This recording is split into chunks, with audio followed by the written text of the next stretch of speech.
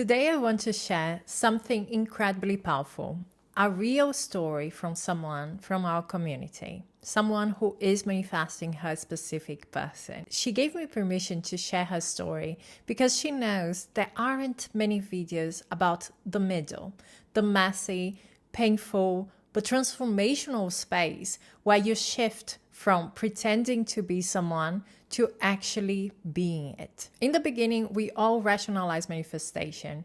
It's about what we are doing, how often we are doing it, are we doing it right? Are we doing it enough? Could we be doing more?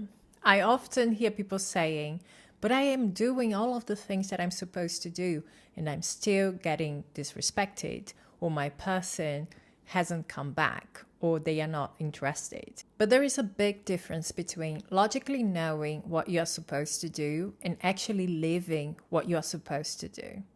Because logically knowing doesn't always compute to action. It doesn't mean that you can execute what you should do when you should do it. But when you are living it, then you are not forcing anything. It's just who you are.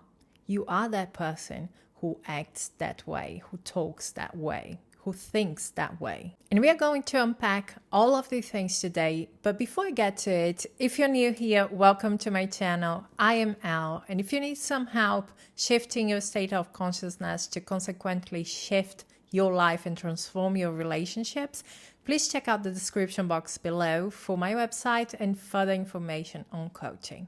But now, let's get to it. My client thought she had done it.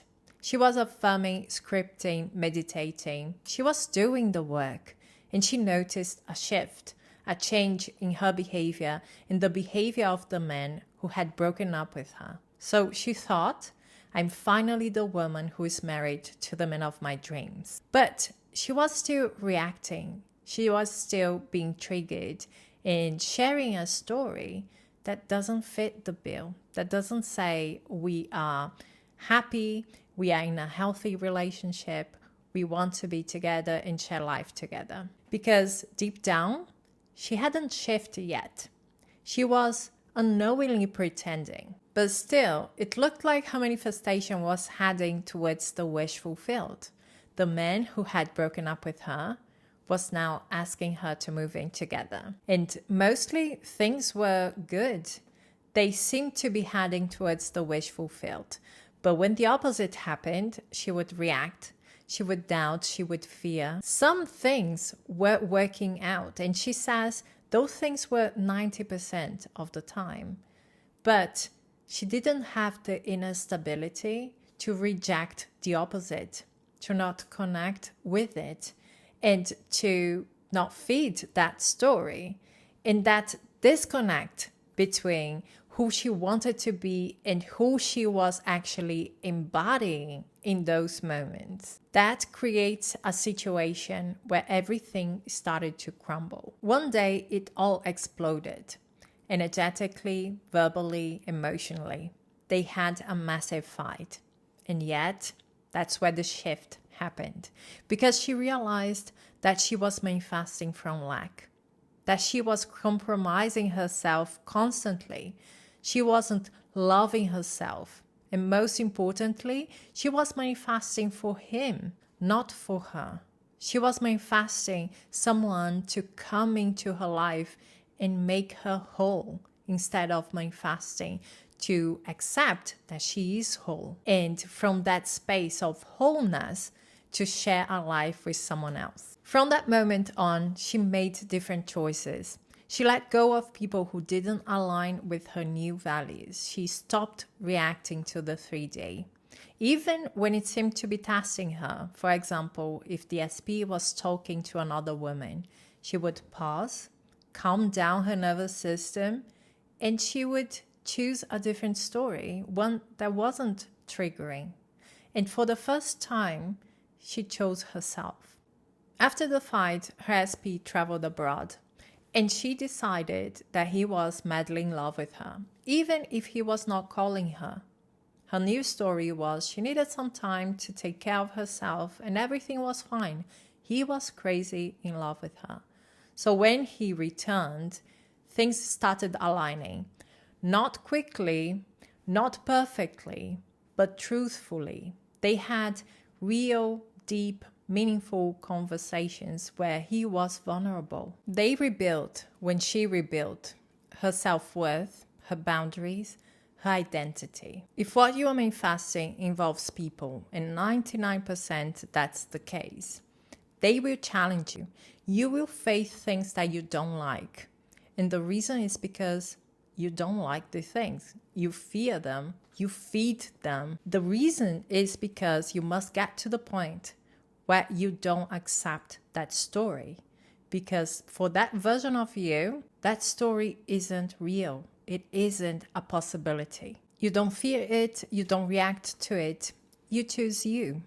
When you are genuinely ready to walk away for your own sake, you won't have to. Often we want to manifest something because we think, if I have this, I will know that I'm loved. If I have this, I will know that I am enough. I will be happy. But happiness isn't something given to you. It is something you have a hand in making. You make it happen. And if you want to know in which state you are in, look around. Your state is what you frequently see. It is in your perspective, in the meaning you give to things, to actions, to people. Now, we can blame others for how we see the world. Not that this is going to change the outcome, but you are the creator. You can do whatever you want. In best case, you are going to move on, meet someone else. And at some point, you're going to find yourself experiencing the same thing that you were experiencing with the other person. And the reason is because you are still the same with the same identity. And at some point, you will have to ask the question, different people, same experience. What is the common denominator? If you are in the middle of your manifestation, feeling stuck, spiraling, wondering if you're going to make it, maybe you are right where you need to be to become the person that you are supposed to become, to learn the lessons and to change your perspective. If people are messengers, what is life's message for you in that triggering experience? What is the lesson? Manifesting a specific person, just like any other manifestation, is about aligning, knowing that you are the best, you are the one, you are unique, and that you deserve all good things in life. And for that, you don't need someone to come back and tell it to you. This is a self-concept thing. This is something that you believe to be. You don't need someone to make you believe that.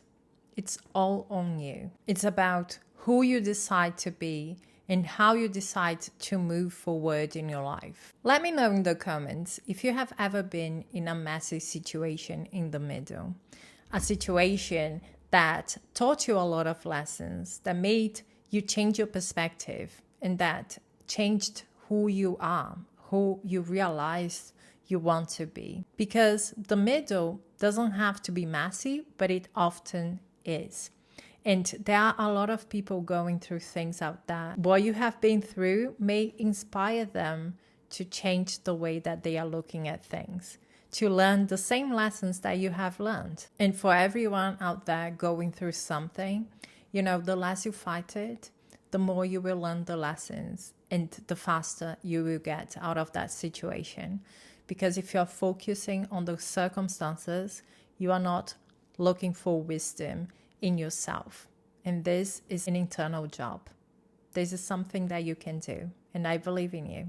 That's it from me, guys. Thank you so much for being here. We are going to talk soon. Bye-bye.